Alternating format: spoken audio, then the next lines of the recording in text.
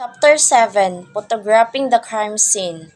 Learning objectives. At the end of this chapter, the student will be able to enumerate the procedures for photographing physical evidence, explain the importance of capturing specific image when photographing bodies and wounds, enumerate the procedures for photographing bodies and wounds, and enumerate the procedures for road and traffic accidents, and last is enumerate the angles captured in mugshot photography.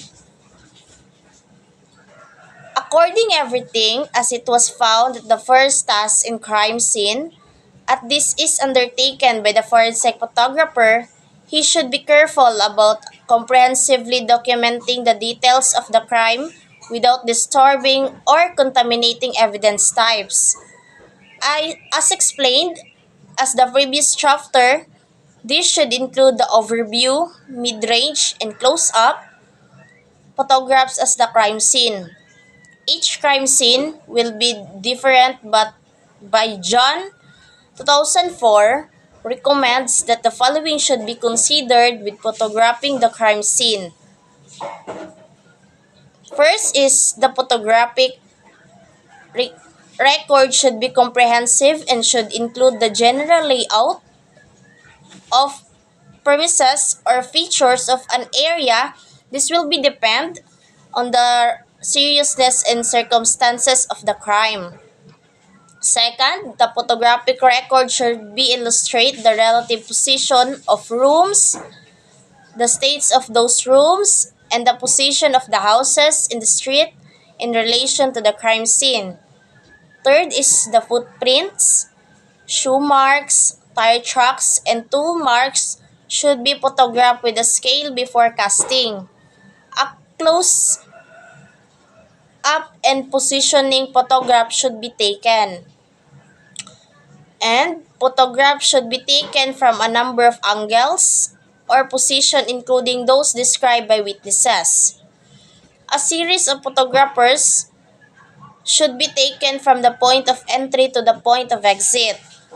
Should be detailed. Photographs should be taken of potential evidentiary materials such as the body, the injuries, the weapons, the trace, materials, cartridge case, damage, and other relevant items. As the scene examination progresses, further photographs should be include new potential evidentiary material found and visualize or areas of importance which are very previously concealed. We are here the photographing bodies and wounds. The suspect's body may show evidence of physical struggle such as scratches or brushes, foreign hair, strands or fiber that may be discovered by the physician. The garments of the suspect may reveal bloodstains, cements, hair stands, etc. For autopsy photography, photograph the front and rear view in the nude to clearly reveal the conditions in detail. Forensic photographers must also follow standard operating procedures when photographing bodies and wounds. First is if the body is taken to the morgue, it should be photographed. Three are directed by the pathologist. The body should be photographed with any clothing that is on the body when the body was found, and then without clothing, colored film and strobe unit should be used. Second, to photograph the cadaver from head to foot, stand as high as you can on it. Then shoot straight down to the subject and try to avoid shooting from any angle other than vertical.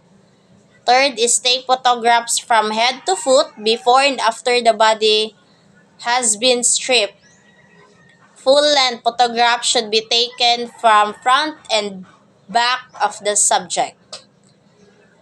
Then next is mugshot photography of unidentified cadavers. Skeletal remain should include identifying marks, particularly tattoos and scars.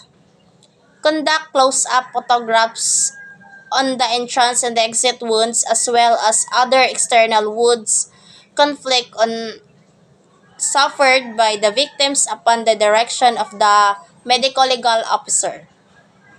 Next is genital organs should be covered before taking photographs during post-mortem examination.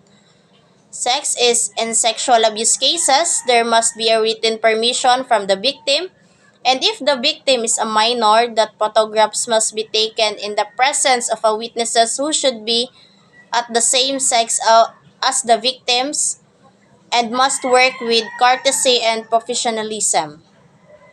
Next is all photographs should be taken with data sheet, case number to be provided by the medical legal officer or the photographer himself. The data sheet should include the case number, date, and the photographer's name. Next is all photographs, if necessary, should be taken with measuring scale device, specifically on exit and entrance wounds. And last is take other photographs as per request of the medical legal officer assigned to the case. We go to the accident photography. The following are the basic rules in photographing roads traffic accident for SOCO and field laboratory work FLW. First, avoid unnecessary surroundings, objects that are not in the cases.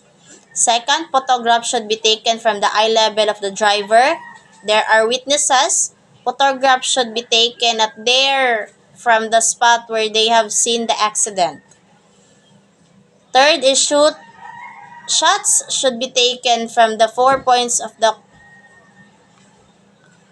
compass and 25 feet from the point of impact to show the approach and retrain. Fourth, to take close-up shots of the damaged area in two angles from a distance of 8 to 10 feet. Next is take shots in order and properly note at the photograph notes in order to guide the investigator on how the accident occurred. Next is special care should be taken when photographing a hit and run case. What to photograph? First is all vehicles in the original position. Second, all victims. Third, debris that indicate where the first impact occurred. Fourth, license plate of vehicles, at least one photograph of each vehicle. Next is all skid and tire marks, patches, or oil or water. Next is if the vehicle has gone off the road and has made marks in soil, this should be photographed. They may give indication of the speed of the vehicle. Next, a close mark made in asphalt roadway should be taken to indicate the texture of the road.